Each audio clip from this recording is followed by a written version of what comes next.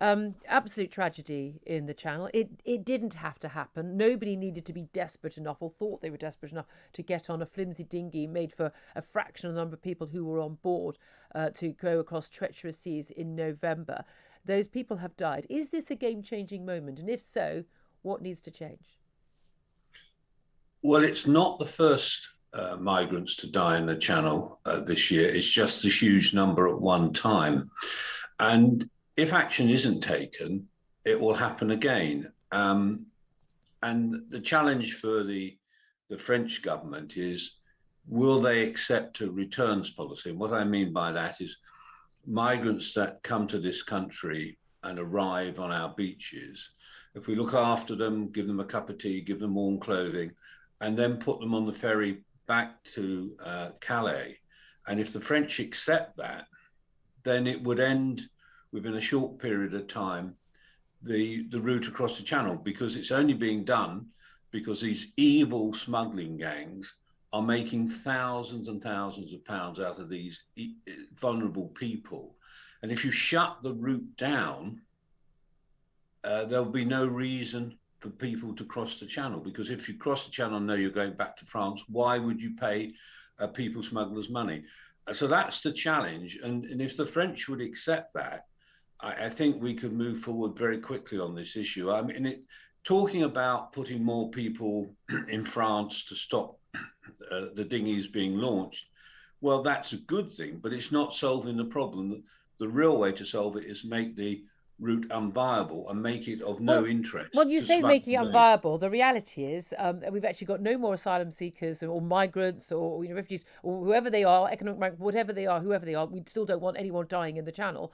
We've got no more people coming across on boats and in total, well, people coming to this country in total to claim asylum than we have normally. They're just coming across on the boats and they're very visible right now. 26,000, we're told, this year already, more than 3 times what we saw last year. But people previously were able to go through the routes and in the backs of lorries. We've seen terrible tragedies with people suffocating and freezing to death in the back of lorries as well. So we know that there are always going to be people who are going to want to come this route. We're speaking to experts, lawyers, and MPs who are saying, look, the answer here is to provide safer alternatives that are legal, that people don't need to actually get into the country to claim asylum. They can claim it from a safe country or from where they are beginning, whether it's Syria, Iraq, Eritrea, Somalia, or wherever.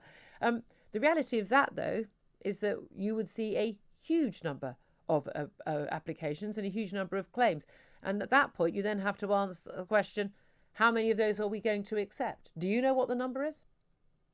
Well, if you recall back when David Cameron was Prime Minister, he rightly said what we need to do is to take genuine refugees from the area that they are in danger. So we took refugees from Syria. We've taken large numbers from Afghanistan, genuine people who are fleeing for their lives.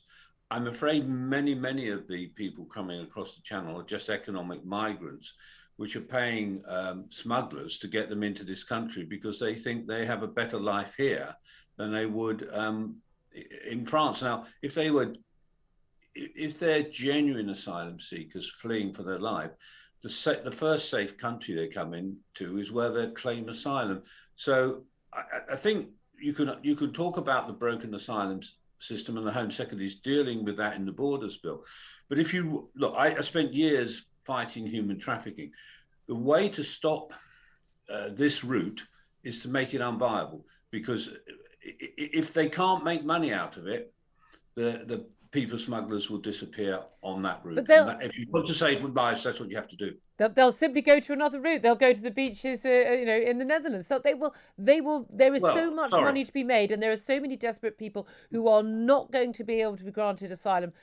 We're not going to change the system so that we're allowing, millions of people who are desperate to come to a safe country like the UK to be able to come here.